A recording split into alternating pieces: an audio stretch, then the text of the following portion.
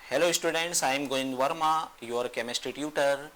बच्चों, इस organic chemistry की इस सीरीज में हमने जो लास्ट के जो आपके बुक के लास्ट के जो 3 लेसन थे, उन 3 लेसनों में केमिस्ट्री इन एवरीडे लाइफ, दूसरा था आपका पॉलीमर, तीसरा था आपका बायोमोलिक्यूल्स। इन तीनों को मिला करके मैंने यहाँ पर इसको 2 या 3 पार्ट्स में जो है पूरा कंप्लीट किया है, जिसका पहला पार्ट जो है वो मैंने आपको दे दिया है। अब हम इस दूसरे पार्ट की बात कर रहे हैं। पहले पार्ट में मैंने जो है अलग अलग टाइप की जितनी भी मेडिसिन थी उस मेडिसिन के बारे में हमने देख लिया था। इस पार्ट में जो है हम पॉलीमर्स या बहुलकों के बारे में जानेंगे। स्टूडेंट्स, मैं पहले भी ये बात आपको बोल चुका हूँ कि ये जो सीरीज है, ये सीरीज सिर्फ मैं मैक्सिमम उन स्टूडेंट्स के लिए बना रहा हूँ जो केमिस्ट्री में ज़्यादा कुछ जानते नहीं हैं। वो अभी बोर्ड की एग्ज़ाम केमिस्ट्री का पेपर होने वाला है, उसको ध्यान में रखते हुए मैंने जो है इस सीरीज़ को बनाया है, ताकि वो स्टूडेंट्स कम से कम उस ऑर्गेनिक केमिस्ट्री के जो मेन जो इम्पोर्टेंट क्वेश्चन है, उन इम्पोर्टेंट क्वेश्चंस को जो है वो बहुत आसानी से सॉल्व कर लें। इसलिए जो बिगिनर्स जो है विशेष रूप से जो है वो इन वीडियोस को बहुत ध्यान से देखें। जिन्होंने इसके ठीक पहले वाला जो वीडियो नहीं देखा है, उस वीडियो को भी मेरे डिस्क्रिप्शन में लिंक दी हुई है, वहाँ जा कर के पहले उसको देख ले, उसके बाद इसे वॉच करें। और इन सारे वीडियो में केवल मुख्य रूप से मैंने ये ध्यान रखा है कि भी स्टूडेंट को यहाँ पर आपके बोर्ड के कौन सी इंपॉर्टेंट क्वेश्चन है, केवल उन इंपॉर्टेंट क्वेश्चंस को ध्यान में रखते हुए सीरीज केवल मैंने यहाँ पर बनाई है। ये वीडियो इन लेसन्स के डिटेल्स नहीं है, ठीक है। तो यहाँ से केवल आपको स्टूडेंट्स को जो है कहाँ पर किन चीज़ों को याद करने में या उन्हें याद रखने में कहाँ क्या परेशानी होती है, इसको केवल मैंने इनको फोकस करके बनाया है। तो हम मेडिसिन या ड्रग्स पर पूरी तरह से इसके ठीक प्रीवियस वाले वीडियो में बात कर चुके हैं। अब हम उसके सेकंड वाला जो पार्ट है, जहां पर मैं पॉलीमर्स या बहुलक की बात कर रहा हूं। बहुलकों में जो है आप देख रहे हो लिस्ट काफ़ी बड़ी है। यहाँ पर भी मैंने जो है केवल इम्पोर्टेंट पॉलीमर्स लिए हैं, केवल उन इम्पोर्टेंट पॉलीमर्स पर हमको यहाँ पर बात करना है, ठीक है। और इनको किस तरह से हम ध्यान रखेंगे, आपको पहले मैं बता दूं कि भाई यहाँ के आपके बोर्ड में जो क्वेश्चन आते हैं, जो बनेंगे, जिनको हमको फोकस करके ध्यान रखना है और जिनमें प्रॉब्लम होती है। भाई पहला तो क्या है कि व्हाट इज पॉलीमर, पॉलीमर क्या है, इस पर हम पहले थोड़ी सी बात करेंगे। दूसरा, इनका क्लासिफिकेशन, इनको कितने टाइप से डिवाइड किया गया है। और तीसरा जो सबसे मेन है, वो 2 क्वेश्चन जो मैक्सिमम पूछे जाते हैं, वो क्या है कि भाई ये जो सारे पॉलीमर होते हैं, इन पॉलीमर को बनाने वाले जो मोनोमर होते हैं, एकलक छोटे मॉलिक्यूल, उनके नेम और फार्मूले पूछे जाते हैं, जो मैक्सिमम स्टूडेंट को ध्यान रहता नहीं है कि भाई आइसोप्रीन को बनाने वाला मोनोमर कौन होगा, या ब्यूना एस रबर को बनाने वाला मोनोमर कौन होगा, उसका क्या स्ट्रक्चर होगा। एक क्वेश्चन तो ये, इसको मैंने फोकस किया है कि भाई वो आप किस तरीके से बहुत ध्यान से आप उसको ध्यान रहेगा और आप कर लोगे। दूसरा, इनकी प्रिपरेशन की मेथड, भाई इनको किस तरह से बनाया जाता है, ठीक है। तो मैं बहुत ही शॉर्ट में पहले इसके पहले वाले 2 क्वेश्चन पर बात कर लूं। पहले है आपकी पॉलीमर की डेफिनेशन। आप देख रहे हो पॉलीमर जो है वो 2 वर्ड से मिलकर बना हुआ है, 2 शब्दों से मिलकर बना हुआ है, पॉली और मर। पॉली का मतलब होता है मेनी, यानी बहुत सारे, ठीक है। पॉली यानी बहुत सारे, और मर टर्म जो आई हुई है वो पार्ट्स से आई हुई है, भागों से आई हुई है, यानी ऐसी कोई वस्तु जो बहुत सारे छोटे छोटे भागों से मिलकर बनी होती है। जैसे कि आपकी बिल्डिंग जो है वो छोटी छोटी बहुत सारी ब्रिक्स या ईंटों को जमा करके बनाई जाती है। तो भाई आपकी जो ब्रिक्स या ईंट जो है वो आपकी मोनोमर हुई, और पूरा जो बिल्डिंग है वो आपका पॉलीमर हुआ, ठीक है। इतनी बात क्लियर हो गई, ठीक है। तो ये तो हुई इसकी डेफिनेशन। दूसरी हम बात करते हैं कि भाई ये जो पॉलीमर जो है आपके सिलेबस में, भाई ये 2 टाइप के होते हैं। भाई किसी भी पॉलीमर को बनाने वाले जो छोटे मॉलिक्यूल होते हैं, वो या तो छोटे मॉलिक्यूल सारे के सारे एक जैसे होंगे, आप देख रहे हो बोर्डों पर एक जैसे होंगे, है ना, जिनको बोला जाता है होमो पॉलीमर, ठीक है। सारे मोनोमर जो उसमें एक जैसे हैं।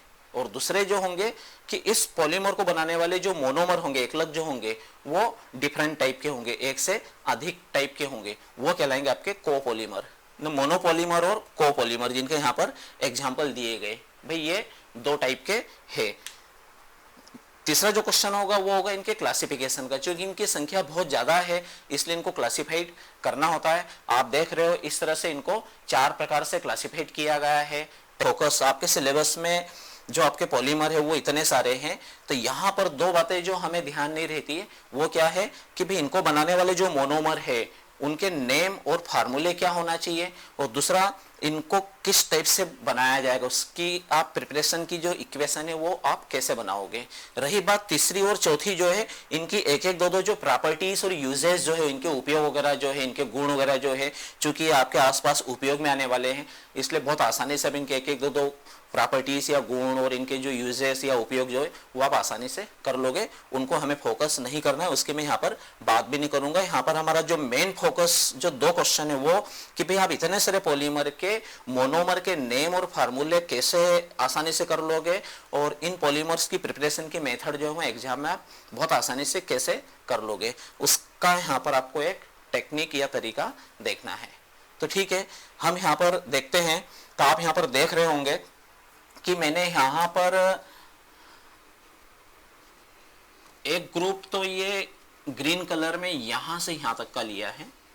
भाई जितने भी आपके पॉलीमर है उनको मैंने यहाँ पर, सेकंड जो ग्रुप है वो मैंने ब्लैक कलर में यहां से यहां तक लिया है। थर्ड ग्रुप जो है वो मैंने फिर ग्रीन कलर में ये 2 पॉलीमर का लिया है। फिर फोर्थ ग्रुप जो है ब्लैक कलर में मैंने ये 2 पॉलीमर का लिया है। फिर फिफ्थ ग्रुप जो है वो मैंने यहाँ पर 2 पॉलीमर का ये लिया है। तो मैंने इनकी जो संख्या ज्यादा थी, भाई इतने सारे पॉलीमर को ध्यान रखना थोड़ा सा बहुत ही मुश्किल होता है, इसलिए हमने यहाँ पर क्या किया है कि मैंने 1 2 3 4 5 ग्रुप में केवल डिवाइड कर दिया, जबकि इनकी संख्या जो है 1 2 3 4 5 6 7 8 9 10 11 12 13 14 15 16 है और 2 4 5 है ऐसे। तो आप देख रहे हो यहाँ पर कि 16 से लेकर के 20 पॉलीमर है। इनको हम अलग अलग ध्यान रखेंगे तो आप नहीं कर पाओगे, एग्जाम में आपको उसको प्रॉब्लम होगी। इसलिए मैंने केवल इन 16 या 20 जो पॉलीमर है इनको केवल 5 ग्रुप में डिवाइड किया है। इसमें आपको सिर्फ जो है यहां पर एक पॉलीथीन, एक आपका ब्यूनाएस, तीसरा आपका टेरिलिन, चौथा आपका नायलॉन 66 और पांचवा आपका बेकेलाइट। सिर्फ ये 5 जो पॉलीमर है इनको आपको ध्यान रखना है, बाकी सब आपके ऑटोमेटिक ही सारे के सारे हो जाएंगे, उनके ऊपर आपको ज्यादा फोकस करने की जरूरत नहीं है। ठीक है, तो बच्चों सबसे पहले हम बात करते हैं पॉलीथीन पर। तो हमारा यहाँ पर मेन फोकस में फिर आपको बता रहा हूँ कि भाई हमारा जो मेन फोकस जो होगा वो इन बहुलकों को या इन पॉलीमर को बनाने वाला मोनोमर या एकलक कौन है। भाई मोनोमर या एकलक हम किसको बोल रहे हैं, जो इसको बनाने वाला सबसे छोटा मॉलिक्यूल होगा उसको। तो हमको उसका नेम और फार्मूला इसके नेम के अंदर से ही निकालना है। आपको करना क्या है, इसका ये जो पॉली लिखा हुआ है इस पॉली को हटा करके जो बचा हुआ है थीन, इसके बेसिस पर आपको ध्यान रखना है। आप यहां पर देख रहे हो पॉली को यदि हम हटाएंगे तो वो थीन इन एक्चुअल में एथीन, एथ है 2 कार्बन, इन है डबल बॉन्ड। ठीक है, तो देखो यहां पर हमारा मोनोमर जो है 2 कार्बन जिनके बीच में डबल बॉन्ड है। ठीक है, और कार्बन की वैलेंसी 4 होती है, इसलिए मैं इनके साथ 2 हाइड्रोजन ले लेता हूं। तो भाई ये जो फार्मूला है ये आपका हुआ एथीन का। ठीक है, तो आपको इसकी ये मैंने इसका मोनोमर जो है वो निकाल लिया है। ठीक है, तो भाई ये मोनोमर जो है पॉलीथीन को बनाने वाला जो मोनोमर है वो आपका एथीन का ये छोटा सा मॉलिक्यूल है। लेकिन आपको पता है कि भाई मुझे पॉलीमर बनाना है, पॉलीमर बनाना मतलब इस टाइप के जो मोनोमर होंगे, इस टाइप के जो छोटे मॉलिक्यूल होंगे ये हमको बहुत सारे लेना होंगे। बहुत सारों के लिए मैं यहाँ पर क्या ले लेता हूँ, एन ले लेता हूँ। लेकिन आपके सिलेबस में जो पॉलीथीन है वो 2 टाइप की है, इसलिए यहां पर भी जो है हम दोनों टाइप पर बात करते हैं। दोनों के मोनोमर एक ही है लेकिन उनके टाइप जो है वो कुछ प्रॉपर्टीज के बेसिस पर 2 टाइप की हो गई है ना। तो आपको यहाँ पर क्या करना है कि ये एथीन जिसमें ये एक सिग्मा बॉन्ड होता है, दूसरा पाई बॉन्ड होता है, पाई बॉन्ड कमजोर होता है। ठीक है, तो दोनों कार्बनों के बीच के इस पाई बॉन्ड को आपको ब्रेक करना है।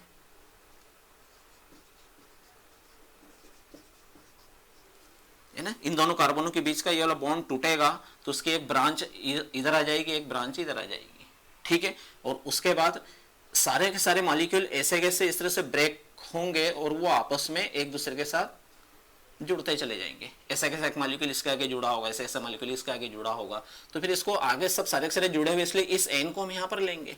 भाई एन की मीनिंग यहाँ का मतलब क्या हुआ, इस तरह के बहुत सारे मॉलिक्यूल आपस में चेन के फॉर्म में जुड़े हुए हैं, ठीक है। तो भाई ये एथीन यह एक मॉलिक्यूल है, लेकिन इस मॉलिक्यूल के अंदर ये एथीन के बहुत सारे मॉलिक्यूल हो गए, इसलिए इस बनने वाली का जो नेम है वो क्या होगा, पॉलीथीन। पॉलीइथीन से बना क्या, पॉलीथीन, ठीक है ना। ऐसा कैसे यहाँ पर हम दूसरा टाइप जो है ना उसको भी मैं इस तरह से बना दूं, फिर हम बात करते हैं कि भी ये दोनों टाइप में क्या डिफरेंस है।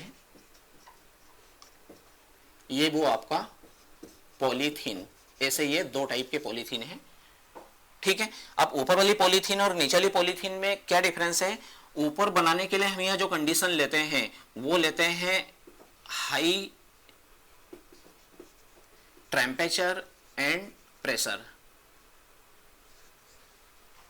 ठीक है ना। मतलब आपका तापमान और दाब जो है वो कैसा रखना, आपको बहुत ज्यादा रखना है, उच्च रखना है, हाई टेम्परेचर एंड प्रेशर।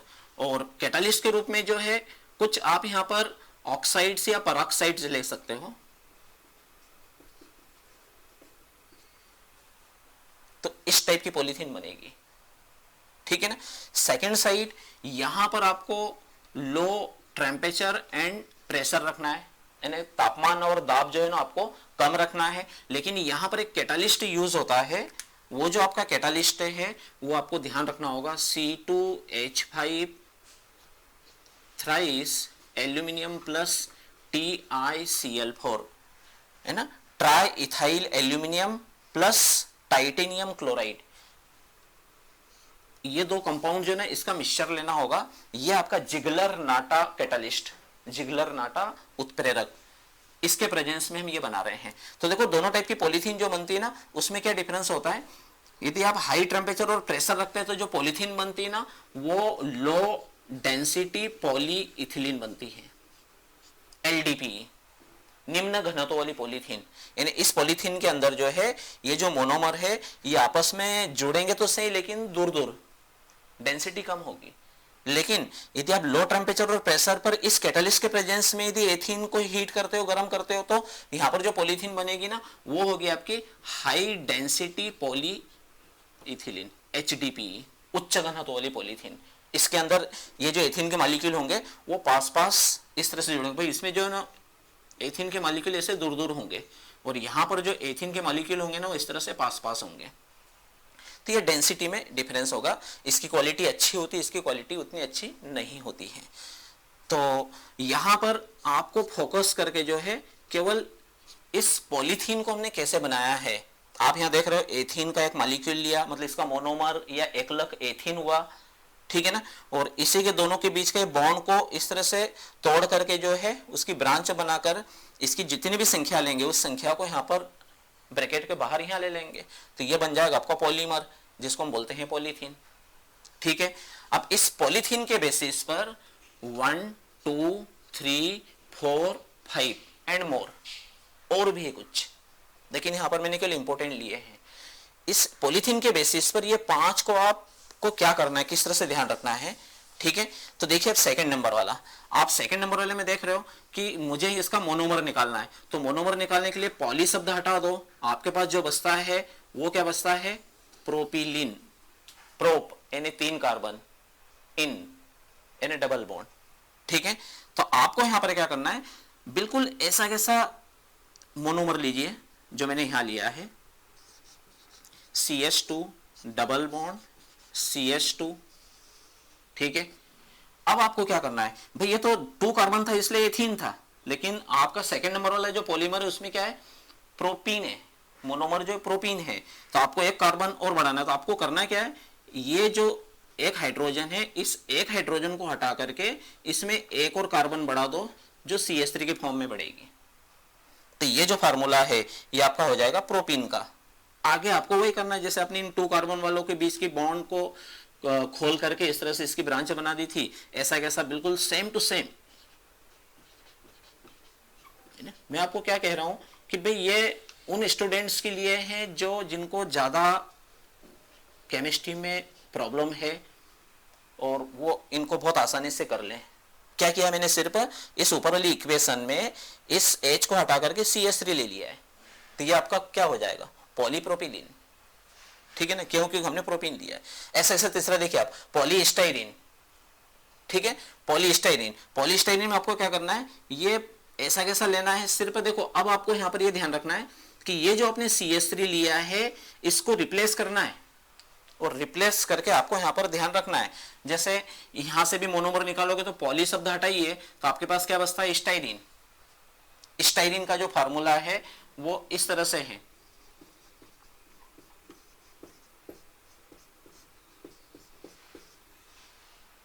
ठीक है, CH2 डबल बॉन्ड CH और ये बेंजीन रिंग, ये है आपका स्टाइरीन। तो आपको यहाँ क्या करना है, इसी इक्वेशन को देख करके उसकी प्रिपरेशन है, उसकी बनाने की इक्वेशन आपको देना है, यानी आपको सिर्फ इस CH3 के स्थान पर देख रहे हो केवल बेंजीन रिंग लेना है, यानी आपको यहाँ पर केवल ये बेंजीन रिंग लेना है, ठीक है। ऐसा कैसे, इन दोनों कार्बनों के बीच के इस बॉन्ड को खोल दीजिए, उसकी इस तरह से ब्रांच बना दीजिए, तो ये जो बनेगा ये आपका क्या हो जाएगा, पॉलीस्टाइरीन। आप देख रहे पॉलीथीन, ठीक है ना, इसी H के स्थान पर CH3 लिया तो पॉलीप्रोपिलीन, इसी H के स्थान पर बेंजीन रिंग ले ली तो पॉलीस्टाइरीन, ठीक है ना। नेक्स्ट वाला देखिए, एक्चुअली में PVC जिसका पूरा नेम क्या है, पॉलीविनाइल क्लोराइड। पॉलीविनाइल क्लोराइड का फार्मूला यहां पर आपका Cl आ जाएगी, ये पॉलीविनाइल क्लोराइड है, ठीक है। तो आपको सिर्फ क्या करना है, ये जो आपकी बेंजीन रिंग है इस बेंजीन रिंग के स्थान पर बिल्कुल सेम वैसा वैसा कॉपी करना है, यहां पर केवल Cl कर दो आप, ठीक है ना। दोनों कार्बनों के बीच के बॉन्ड को खोल दीजिए,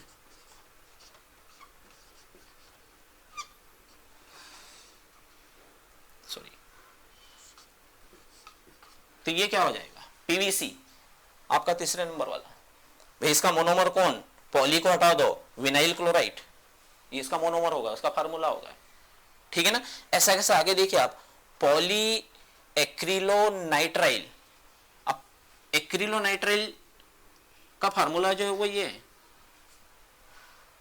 यानी जहां पर आपका पॉली विनाइल क्लोराइड जो लिया है वहां पर CN नाइट्राइल ग्रुप यदि आप ले लेंगे तो वो किसका हो जाएगा, ठीक है। तो आपको यहां पर सिर्फ करना है क्या है, इस Cl के स्थान पर CN लेना है,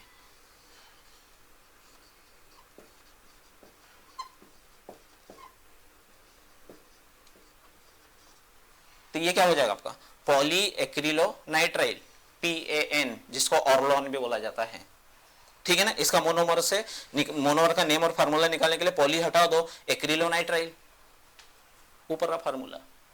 आपको यदि क्वेश्चन पूछा जाए उसका मोनोमर का नेम लिखिए, उसका फार्मूला बताइए, तो वो रहा, उसकी प्रिपरेशन बनाने की विधि दो तो भाई ये रही, है ना। ऐसा कैसे, लास्ट यहां पर पूरा नेम देखिए, पॉलीटेट्राफ्लोरोइथीन, मतलब इसका जो मोनोमर है पॉली को हटा दो, टेट्राफ्लोरोएथीन। अब सिर्फ ये थोड़ा सा इन ऊपर वाले से थोड़ा सा डिफरेंट है कि आपकी जो एथीन है, इस एथीन की दो और दो चारों H को हटा करके यहाँ F लेना है आपको, ठीक है ना। भाई ये जो है इनको हटा करके हमको F लेना है, तो हम यहां पर देख सकते हैं CF2 डबल बॉन्ड CF2, आप देख रहे हैं यहाँ CH2 डबल बॉन्ड CH2 है, एथीन है, एथीन में मैंने 4 फ्लोरो ग्रुप जोड़ दिए इसलिए टेट्राफ्लोरोएथीन होगा ये, है ना, टेट्राफ्लोरोएथीन। इसके भी बहुत सारे मॉलिक्यूल यदि आप कंबाइन करेंगे, CF2 double single bond CF2 और N, तो ये पॉली टेट्राफ्लोरोएथीन होगा, जिसको शॉर्ट में बोला जाता है टेफ्लॉन। बहुत इंपॉर्टेंट पॉलीमर है ये, ठीक है। आ रही बात समझ में आ रही, तो देखो आपको सिर्फ इस एथीन को ध्यान रखना है, इस एथीन के बेसिस पर जो है आप किसको किसको ध्यान रख लोगे, पॉलीप्रोपिलीन, इस H के स्थान पर CH3 लेना है, ठीक है, ये जो H लिया था इसके स्थान पर CH3 लेना है, फिर पॉलीस्टाइरीन इस H के स्थान पर देखिए आप केवल बेंजीन रिंग लेना है आपको। फिर पीवीसी पॉलीविनाइल क्लोराइड इस H के स्थान पर Cl लेना है, पॉलीविनाइल क्लोराइड। फिर पॉलीएक्रिलोनाइट्राइल इस H के स्थान पर आपको Cn लेना है, ठीक है ना। और फिर टेफ्लॉन पॉलीटेट्राफ्लोरोइथिन इन चारों H के स्थान पर F लेना है। तो आसानी से इन चारों को आप ध्यान रख सकते हो। इन चारों के लिए जो कैटालिस्ट जो होते हैं वो सभी दो आपको पराक्साइड ले लेना है ना, पराक्साइड, यहां पर भी, यहां पर भी, यहां पर भी, यहां पर भी और यहां पर भी, ये पराक्साइड हो जाएंगे, ठीक है। बाकी बचता क्या है, इनकी प्रॉपर्टीज, एक एक दो दो प्रॉपर्टीज और यूजेस जो आप आसानी से कर लोगे, ठीक है। एक ग्रुप पूरी तरह से समझ में आ गया कि भाई इस पॉलीथीन के बेसिस पर इनको आप किस तरह से ध्यान रख लेंगे।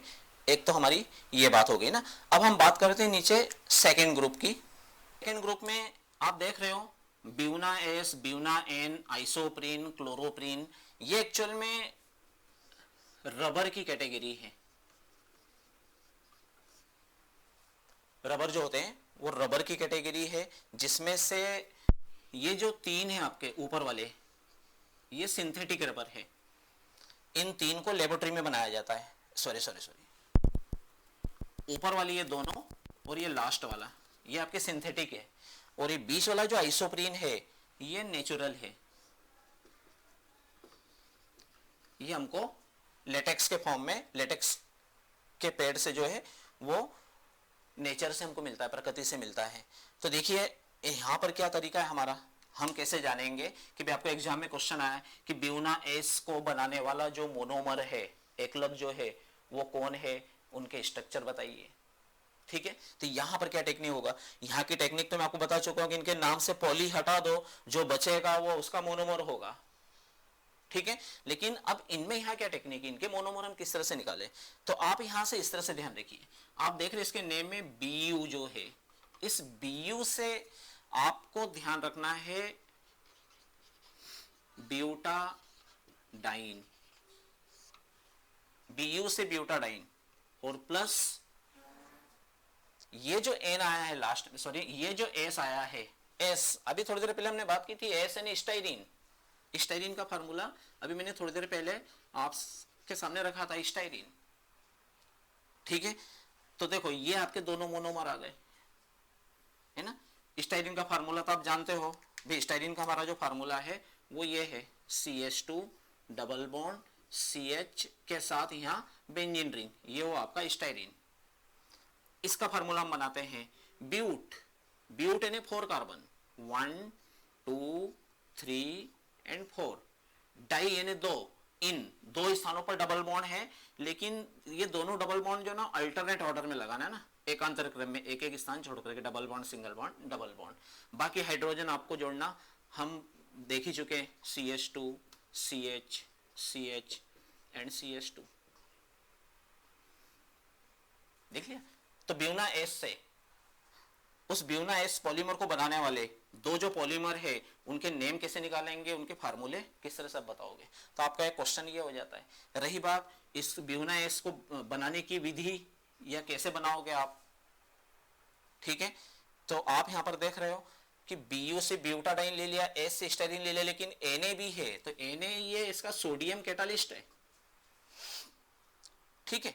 अब आपको क्या करना है, जैसे हमने पॉलीथीन में किया था भाई, यहां पर आप देख रहे हैं यहां डबल बॉन्ड है, यहां डबल बॉन्ड है, यहां डबल बॉन्ड है, इन तीनों डबल बॉन्ड को ओपन करो, तोड़ दो इसको, ठीक है। इन दोनों कार्बनों के बीच का डबल बॉन्ड टूटेगा,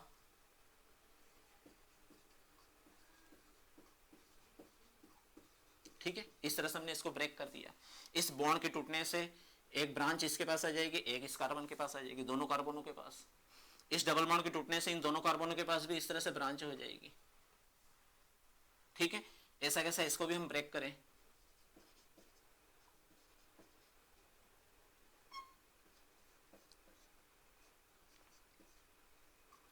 ठीक है।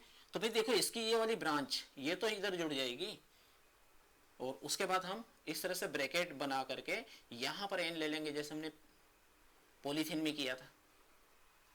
अब रही बात ये दो कार्बनों की ये जो ब्रांच है ये आपस में मिलकर के ये यहाँ डबल बॉन्ड बना लेगी। इसका आप विशेष ध्यान रखिए, मैक्सिमम स्टूडेंट यहाँ पर ये मिस्टेक करते हैं, उसको भूल जाते हैं।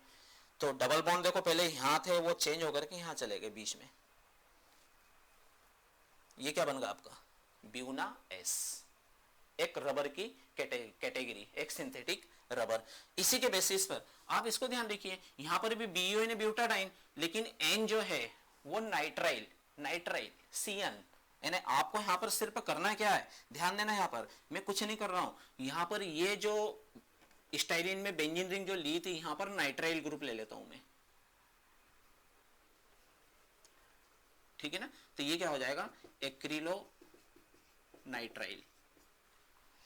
बेंजीन रिंग को हटा करके मैंने केवल सीएन ली है, तो यहां पर भी क्या हो जाएगी सीएन, क्या बनेगा आपका Buna N, N N A nitrile, S N A styrene, N N A nitrile, S N A styrene, और बी एन ए ब्यूटाडाइन। बहुत आसान है और बहुत इंपॉर्टेंट है ये दोनों के। आसानी से आप मोनोमर भी बता दोगे, उनके स्ट्रक्चर भी बता दोगे, उनकी प्रिपरेशन के मेथड भी हो जाएगी, ठीक है। और थोड़ा आगे हम बढ़ते हैं, आइसोप्रीन, आइसोप्रीन, ठीक है। आइसोप्रीन में यहां से ये जो सेकंड वाला जो है भाई ये नहीं रहेगा, कितना चेंज करना है वो ध्यान दीजिए, ये नहीं रहेगा, सिर्फ ये वाला स्ट्रक्चर रहेगा ब्यूटाडाइन का, ठीक है। यानी इसके बेसिस पर आप इसको कैसे ध्यान रखेंगे, आइसोप्रीन में आप यहां पर ध्यान रखेंगे 1 2 3, यानी यहां से एक ब्रांच जो है लेकर के CH3 और यहां से एक H कम कर देना है ना, 1 2 3 4, 2 मिथाइल 1 3 ब्यूट डाइन, ठीक है ना, 2 मिथाइल ब्यूट 1 3 डाइन, या इसको बोला जाता है आइसोप्रीन, ठीक है ना। आइसो ग्रुप यहां जुड़ा हुआ है ना, इनके फॉर्म में, तो ये आपका आइसोप्रीन। बस यहां पर भी आपको वही करना है, सिर्फ इसका आइसोप्रीन के बेसिस पर, इनके बेसिस पर ही ध्यान रखना आपको। भाई ब्यूना एस का जो ब्यूटाडाइन था उसी में आपको इस कार्बन से एक ब्रांच निकालना है, आइसो कंडीशन निकालना है इसकी, ठीक है ना। तो ये यहां से इस तरह से ध्यान रखना है आपको। यहां पर भी ये बॉन्ड ओपन करिए, CH2 ब्रेक करो उसको, C यहां पर CH3 है, ऐसा कैसा CH यहां पर CH2, इन दोनों को आपस में कंबाइन करके डबल बॉन्ड ले लो, तो ये क्या हो जाएगा आइसोप्रीन, एक नेचुरल रबर आइसोप्रीन, ठीक है। तो इस तरह से आप ब्यूना एस से स्टाइरिन या ब्यूना एन से नाइट्राइल को हटा करके जो ब्यूटाडाइन बचा उसमें केवल ये यहां पर आपको एक आइसो कंडीशन में ब्रांच लेना है CH3 की, तो आइसोप्रीन हो जाएगा।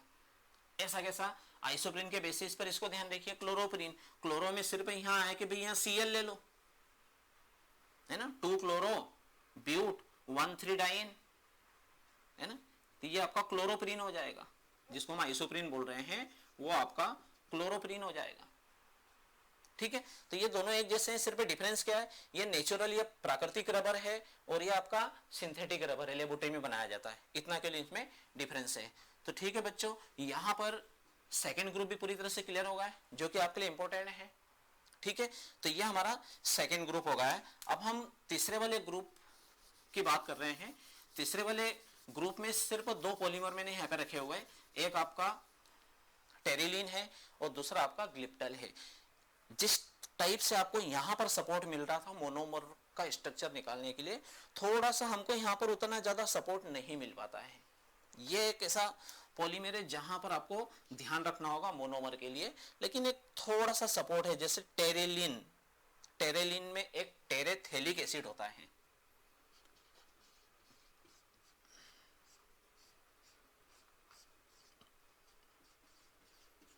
ये टेरेथेलिक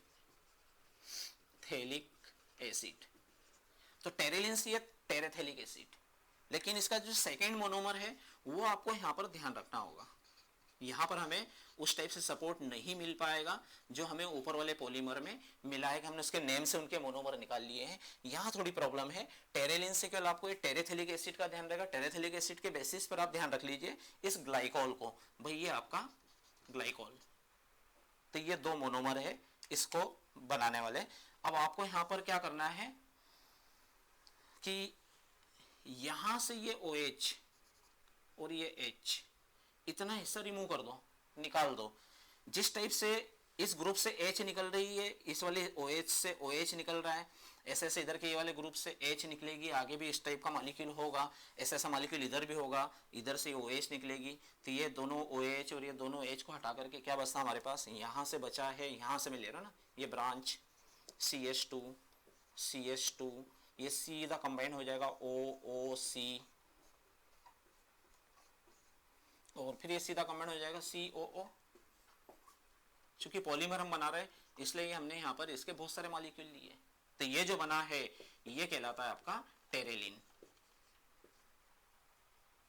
ठीक है ना, पॉलिएस्टर है ना, टेरेलिन, टेरिकॉट, ऐसे हम इसकी ज्यादा डिटेल्स में बाकी बात नहीं कर रहे हैं। हमारे मेन फोकस हमारे दो क्वेश्चन के ऊपर है कि भाई इनके नेमों से आप एग्जाम में इनके मोनोमर कैसे निकाल लेंगे और इनकी प्रिपरेशन की मेथड वहां पर किस टाइप से आप आसानी से लिखाएंगे। तो ये तो हुआ टेरेलिन। अब टेरेलिन के साथ आपको यहाँ एक सपोर्ट जरूर मिलेगा कि टेरेलिन से आप ग्लिप्टल को ध्यान रख लीजिए। ग्लिप्टल में सिर्फ क्या करना है ध्यान दीजिए, आप देख रहे हो इस रिंग की ये दोनों पैरा पोजीशन है, एक दूसरे के अपोजिट जुड़े हुए हैं, तो ये टेरेथेलिक एसिड है।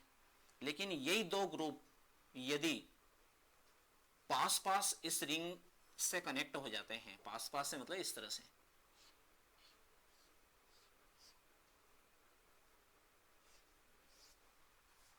ठीक है, दोनों कार्बोक्सिलिक ग्रुप जो है रिंग के पास पास आ गए, तो ये टेरेथेलिक नहीं, ये एक्चुअल में थैलिक एसिड हो जाएगा। इस पोजीशन में होंगे तो टेरिलिन बनाएंगे, और इस पोजीशन में यदि जुड़े और इस तरह से आपने इसको जोड़ करके यदि आप ये इक्वेशन बना रहे हो तो फिर ये नीचे वाला पॉलीमर हो जाएगा ग्लिप्टल। ये अब टेरिलिन नहीं, ये क्या हो जाएगा ग्लिप्टल, सेकंड नंबर वाला ग्लिप्टल। तो देखो आपको यहां सिर्फ सपोर्ट क्या मिल रहा है, टेरिलिन के साथ आप ग्लिप्टल को इस तरह से इस तरीके से आप ध्यान रख सकते हो, ठीक है, दोनों अलग अलग आपको याद रखने की जरूरत नहीं है, ठीक है। टेरिलिन से आपको ध्यान रहेगा टेरेथेलिक एसिड मोनोमर और यहां पर थैलिक एसिड, ठीक है, ये दो ग्रुप की हमारी बात हो गई। अब हमारा नेक्स्ट जो है ना नाइलॉन 66 और नाइलॉन 6, इसकी यहां पर हम बात करते हैं। नाइलॉन 66 यहां पर भी जैसे ऊपर हमको नेम से मोनोमर जो निकालना था वहां से हमको सपोर्ट मिल रहा था, यहां से भी सपोर्ट है लेकिन बहुत थोड़ा सा सपोर्ट है कि आपको नाइलॉन 6 में कौन कौन से मोनोमर है वो आप किस बेसिस पर ध्यान रख लेंगे कि यार नाइलॉन को बनाने वाले हैं ना ये दो पॉलीमर जो है इनको आप ध्यान से देखिए, NH2CH2, ये मैं ले रहा हूं 6 और NH2 है ना, ये मेथिलीन ग्रुप है, ये एमाइन ग्रुप है। 6 है हेक्सामेथिलीन डाई एमाइन,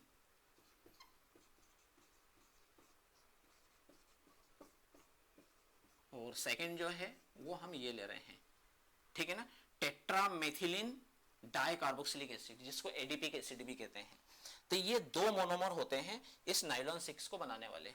अब देखो इन दोनों के जो नेम मैं आपको बता रहा हूं वो यहां से तो हम निकाल नहीं पा रहे हैं, लेकिन इसके नेम में आप देख रहे हो ये 6 और 6, आप यहां पर देखिए ये जो पहला मोनोमर है इसमें नंबर ऑफ कार्बन एटम जो है ना वो 6 है, यानी 6 कार्बन इसमें भी, और यहां पर भी देखो 4 कार्बन यहां है और 2 यहां है, यानी 6 कार्बन जो है इसमें भी। तो इसके बेसिस पर आप ध्यान रखना कि ये 6 कार्बन और 66 जैसे अगर आपको एकदम ध्यान आएगा वो 6 कार्बन वाले जो दो मोनोमर है वो हमको यहाँ पर लेना है जिनके स्ट्रक्चर ऐसे हैं। रही बात इनकी प्रिपरेशन की मेथड, उसमें आपको यहाँ पर क्या करना है, इस तरह से लेकर के इसकी H और इसका OH इसको हटाइए, ऐसा कैसा COO से OH जा रही मतलब इधर से ये OH भी जाएगी और इधर NH2 से ये H भी जाएगी। यहां से आपके पास क्या बचा है NH, NH2 से H चली गई NH, CH2 6, यहां से क्या बच रहा है NH, इस NH को सीधा जोड़ दीजिए OC से, है ना, फिर यहां पर आपका CH2 4 और CO, ये होगा आपका नाइलॉन 66, ठीक है। तो नाइलॉन 66 से क्या ध्यान रहेगा आपको, एकदम आपको ध्यान रहेगा वो 6 कार्बन वाले दो मोनोमर लेना है, इतना आप यहां से ध्यान रख सकते हो, ठीक है ना। और यहीं पर हम शॉर्ट में बात कर रहे हैं नाइलॉन 6। नाइलॉन 6 में एक स्पेशल कंपाउंड होता है ना, 6 लगा मतलब वो 6 कार्बन वाला, तो आपको यहां पर क्या ध्यान रखना है कि यार ये C डबल बॉन्ड O और NH, ठीक है, और 1 2 3 4 एंड 5।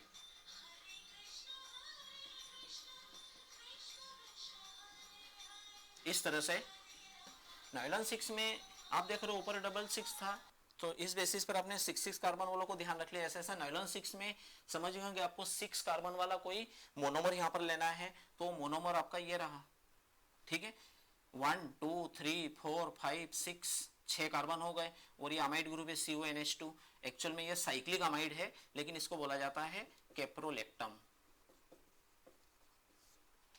ठीक है। आपको यहां पर सिर्फ क्या ध्यान रखना है कि भाई इसको यहां से ब्रेक करना है, ठीक है। यहां से आप देखिए C डबल बॉन्ड O, ठीक है। इधर आप देख रहे हो CH2 1 2 3 4 5,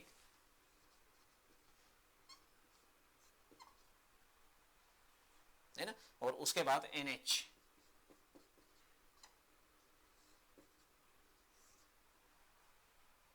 ठीक है। तो ये कैप्रोलेक्टम होगा आपका, है ना। तो इस तरह से आपको इन दो में इतना ही केवल यहां से सपोर्ट मिल पाएगा। तो आप इस कैप्रोलेक्टम को जो है इस तरह से कंबाइन करके जो है वो क्या बना सकते हैं, नाइलॉन 6, ठीक है। अब बच्चों सिर्फ हम लास्ट किसकी बात कर रहे हैं, बेकेलाइट और नोवोलक, है ना। अब बेकेलाइट और नोवोलक ये प्लास्टिक है, एक हार्ड प्लास्टिक होता है, जैसे कि हमने क्लासिफिकेशन में देखा था, एक थर्मोसेटिंग था, दूसरा आपका थर्मोप्लास्टिक था, ठीक है ना। नोवोलक जो है वो थर्मोप्लास्टिक है, और बेकेलाइट जो है वो थर्मोसेटिंग है ना। तो इसके लिए हमको दो स्टेप ध्यान रखना होगी। भाई पहली वाली जो स्टेप है उसमें फिनॉल,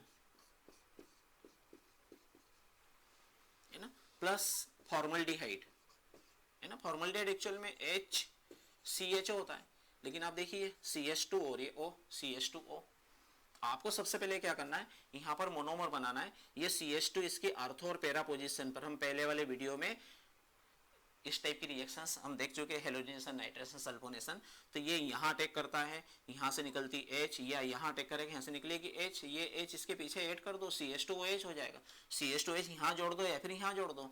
तो इस तरह से ये मोनोमर आपके बनेंगे, आर्थो हाइड्रोक्सी बेंजाइल एल्कोहल, और दूसरा होगा पैरा हाइड्रोक्सी बेंजाइल एल्कोहल। तो इसके मोनोमर इस टाइप से आपको ध्यान रखना होंगे। भाई एक दो पॉलीमर है जिनके मोनोमर आपको इस टाइप से अलग से ध्यान रखना होंगे कि भाई ये ortho hydroxy benzyl alcohol, para hydroxy benzyl alcohol. अब बी वाली स्टेप में आपको क्या करना है, ये आर्थो आइसोमर है और ये पैरा है, आर्थो पे जुड़ा हुआ है ना, ये आर्थो सॉरी ना, आर्थो पे जुड़ा हुआ है, आर्थो, और ये पैरा पर जुड़ा हुआ है, पैरा। तो यदि आप एक ही टाइप की लेते हो, या तो आर्थो सारे लेते हो या पैरा लेते हो, इस टाइप से, जैसे मैं यहां पर ले रहा हूं कि मैंने यहां पर क्या किया है,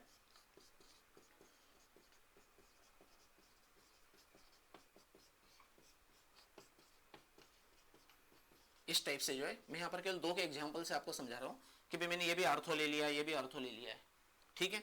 ये CH2OH जो है इसकी इस पोजीशन पर अटैक करेगा, यहां से निकलेगी H और ये OH, इसको हम हटा दें तो फिर हमारे पास इतना पार्ट बचा हुआ है, पहले इतने पार्ट्स को ले लें, है ना। ये CH2 वाला हिस्सा जो है वो यहां कनेक्ट हो जाएगा,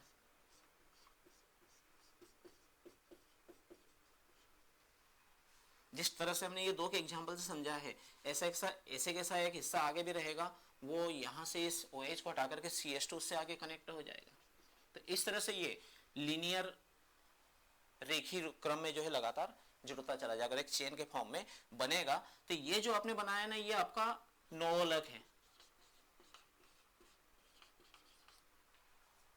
ये जो होगा नोवोलक होगा, ठीक है। लेकिन यदि क्योंकि यहां पर आपको ये आर्थो और ये भी आर्थो है, सारे आपको आर्थो लेना है या फिर सारे पैरा लेना है, लेकिन थर्ड कंडीशन क्या ध्यान रखना है कि यदि आप यहां पर एक ले रहे हैं आप आर्थो,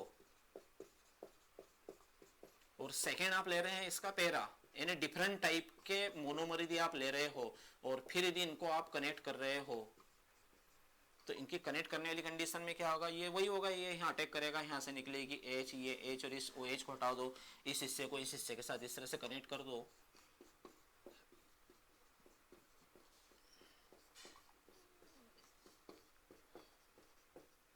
सॉरी, है ना। ये हिस्सा भी जो है इसका ये OH जाएगा, और इस डायरेक्शन में कनेक्ट होगा, ठीक है।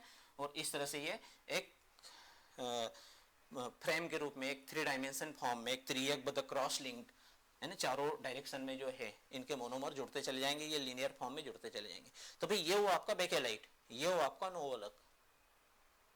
तो ठीक है बेटा, इस तरह से आपके पास इनकी संख्या तो बहुत ज्यादा है, लेकिन आपके यहाँ के जो 2 क्वेश्चन है कौन से हैं, एक तो कोई पॉलीमर का नेम दिया रहेगा, पूछा जाएगा इसका मोनोमर का नाम लिखो या इसका स्ट्रक्चर बनाओ। तो मैंने इस पहले वाले ग्रुप में आपको कहा है कि इनके नाम से पाली हटा देना, इसका मोनोमर बचेगा। यहाँ से भी बी और एस, बी और एन, इनसे इनके मोनोमर ध्यान रखिए, है ना। यहीं पर थोड़ी सी प्रॉब्लम है, टेरिलिन से टेरेथेलिक एसिड है, इसमें थेलिक एसिड है। नाइलॉन में 6666 और 6, यहाँ से मोनोमर ध्यान रह जाएंगे। और लास्ट वाला तो आपको अलग से ध्यान रखना होगा, तो वहाँ पर हमें कोई ज़्यादा सपोर्ट नहीं मिलता है। तो इस तरह से बच्चों आपके ये जो भी 16, 17, 18 जो भी आपके पॉलीमर है, वो उनके 2 क्वेश्चन जो आप इस तरह से थोड़ी सी प्रैक्टिस करके इनको कवर कर सकते हैं। तो ठीक है बच्चों, इसके आप प्रैक्टिस कीजिए। अब हमारे पास जो बचा है वो सिर्फ सोप और डिटर्जेंट और बायोमॉलिक्यूल्स, ये हम अगले वाले पार्ट्स में जो है वो ले लेंगे, ठीक है। तो बच्चों यहाँ पर एक और आपसे मुझे बात करना थी कि 5 मई से जो है आपकी 12th की और 11th की जो है रेगुलर क्लासेस जो है रेगुलर बेसिस पर स्टार्ट हो रही है। ऑनलाइन क्लास रहेगी, वो लाइव रहेगी क्लास आपकी, ठीक है। तो आप लोगों से निवेदन है कि आप भाई इस चैनल को जो है स्टडी पॉइंट जरा हटके को जो है सब्सक्राइब करके रख लीजिए, और उसके पास में जो बेल आइकन जो दिया हुआ है उसको भी आप प्रेस कर दीजिए, ताकि आपको जो है जो भी नोटिफिकेशन होंगे वो समय समय पर आपको मिलते रहेंगे। तो ठीक है बच्चों, अब आप इसकी अच्छे से प्रैक्टिस कीजिए, और इसका जो नेक्स्ट पार्ट है वो मैं कंप्लीट कर दूंगा। तो आपके इस बुक के जो लास्ट के तीनों लेसन जो है वो इन तीनों पार्ट में आपके कंप्लीट हो जाएंगे, ठीक है।